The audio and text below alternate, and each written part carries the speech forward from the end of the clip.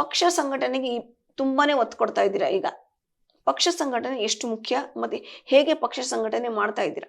ದಕ್ಷಿಣ ಭಾರತದಲ್ಲಿ ಭಾರತೀಯ ಜನತಾ ಪಾರ್ಟಿ ಯಡಿಯೂರಪ್ಪನವರ ನೇತೃತ್ವದಲ್ಲಿ ಅವರ ರೈತಪರ ಹೋರಾಟದಿಂದ ಮತ್ತು ಬಡವರ ಪರವಾಗಿ, ನಿರುದ್ಯೋಗಿ ಯುವಕರ ಪರವಾಗಿ, ಹರಿಜನ ಗಿರಿಜನರ ಪರವಾಗಿ, ಮಹಿಳೆಯರ ಪರವಾಗಿ, ಯುವಕರ ಪರವಾಗಿ ಹೋರಾಟಗಳು ನಡೆಸಿದ ಪರಿಣಾಮ ಕರ್ನಾಟಕದಲ್ಲಿ ಮಾತ್ರ ಭಾರತೀಯ ಜನತಾ ಪಾರ್ಟಿ ಅಧಿಕಾರ ಬರಲಿಕ್ಕೆ ಆಯಿತು. ಇವತ್ತು ತಾವು ತಮಿಳುನಾಡನ್ನು ನೋಡ್ತಾ ಇದ್ದೀರಿ, ಕೇರಳವನ್ನು ನೋಡ್ತಾ ಇದ್ದೀರಿ, ಆಂಧ್ರವನ್ನು ನೋಡ್ತಾ ಇದ್ದೀರಿ, ಕೇರಳದಲ್ಲೂ ಬಿಜೆಪಿ ಈ ಸತಿ ಬಂದಿದೆ, ಇರಲಿ ನೋಡ್ತಾ ಇದ್ದೀರಿ, ತೆಲಂಗಾಣವನ್ನು ನೋಡ್ತಾ ಇದ್ರು. ಆದರೆ ಕರ್ನಾಟಕ ಯಾಕೆ ಸ್ಪೆಷಲ್ಲು ಅಂತಂದರೆ ಯಡಿಯೂರಪ್ಪನವರ ಹೋರಾಟದಿಂದ ನಾವೆಲ್ಲ ಕೂಡ ಶಾಸಕರಾಗಿ ಆಯ್ಕೆಯಾಗಿ ಬರೋದಕ್ಕೆ ಅವ್ರದ್ದೇ ಕಾರಣ, ಅವರ ಹೋರಾಟವೇ ಕಾರಣ. ನಿಮ್ಮ ನಾಯಕ ವಿಜೇಂದ್ರ ಅಥವಾ ಯಡಿಯೂರಪ್ಪ ಯಾರು?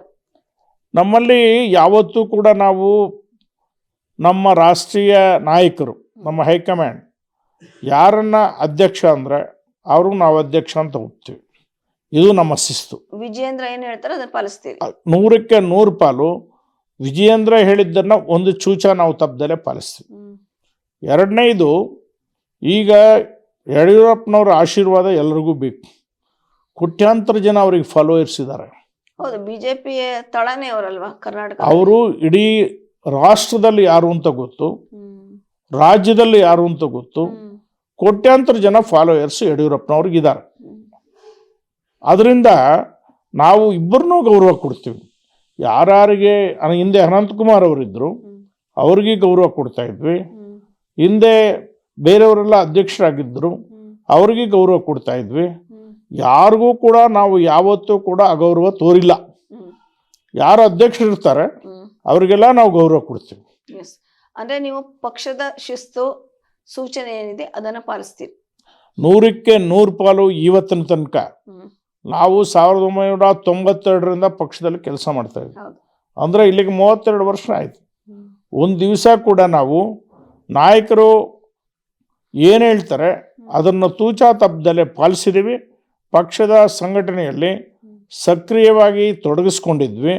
ಅನೇಕ ಹೋರಾಟಗಳನ್ನು ಮಾಡಿದ್ವಿ, ಅನೇಕ ಸಮಾವೇಶಗಳನ್ನು ಮಾಡಿದ್ವಿ, ಅನೇಕ ಉಪಚುನಾವಣೆಗಳಲ್ಲಿ ಕೆಲಸ ಮಾಡಿದ್ವಿ, ಅನೇಕ ಜನನ ಗೆಲ್ಲಿಸ್ಕೊಂಬಂದಿದ್ವಿ. ಇವತ್ತು ಕೂಡ ಅದೇ ರೀತಿಯಲ್ಲಿ ಮುಂದುವರಿಸಿದ್ವಿ. ಮೊನ್ನೆ ನನಗೆ ಚಿಕ್ಕಬಳ್ಳಾಪುರ ಚುನಾವಣೆ ಉಸ್ತುವಾರಿ ಕೊಟ್ಟಿದ್ದು. ಆಲ್ಮೋಸ್ಟ್ ಅಲ್ಲಿ ಯಾರು ಗೆಲ್ಲಲ್ಲ ಅಂತ ಹೇಳಿ ಸಮೀಕ್ಷೆ ಇತ್ತು. ಸುಧಾಕರ್ ಗೆದ್ರಲ್ಲ. ಆಮೇಲೆ ಕೊನೆಗೆ ನಾವು ನಿರಂತರ ಬೆಳಗ್ಗೆ 6 ಗಂಟೆಯಿಂದ ರಾತ್ರಿ 10, 11, 12 ಗಂಟೆ ತನಕ ನಾವು ಸಂಘಟನೆಯನ್ನು ಮಾಡಿ ಯಾವ ತಾಲೂಕುಗಳಲ್ಲಿ ನಮ್ಗೆ ಹಿನ್ನಡೆ ಇತ್ತು ಅದನ್ನು ಬಲ ಮಾಡಿಕೊಂಡು, ಬಲ ತುಂಬಿಸ್ಕೊಂಡು ಇವತ್ತು ನಾವು ಅಲ್ಲಿ ಗೆದ್ದು ಬಂದಿದ್ವಿ. ಅಂದ್ರೆ ಅರ್ಥ, ನಾವು ಇವತ್ತಿಗೂ ಕೂಡ ಈ ಕ್ಷಣದವರೆಗೂ ಕೂಡ ಪಕ್ಷದ ಸಂಘಟನೆಯಲ್ಲಿ ಸಕ್ರಿಯವಾಗಿ ತೊಡಗಿಸ್ಕೊಂಡು ಕೆಲಸ ಮಾಡ್ತಾ ಬಂದಿದ್ದೀವಿ.